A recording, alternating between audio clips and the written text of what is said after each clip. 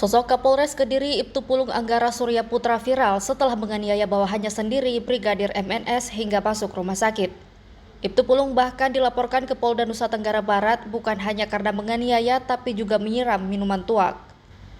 Penyebabnya diduga karena Brigadir MNS telat datang apel untuk pengamanan ajang balap internasional MotoGP Mandalika.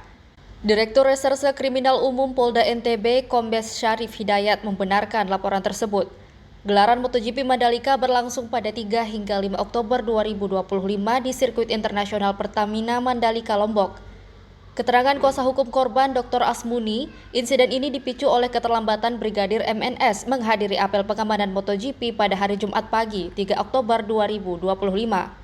Brigadir MNS diketahui mendapat tugas bantuan pengamanan di wilayah hukum Kecamatan Kediri. Karena itu ia berinisiatif mendatangi langsung Polsek Kediri untuk meminta maaf kepada Ibtu Pulung. Tapi yang didapatkan siraman tuak dan hantaman tendangan di jantung juga ulu hati, katanya dilansir dari kompas.com.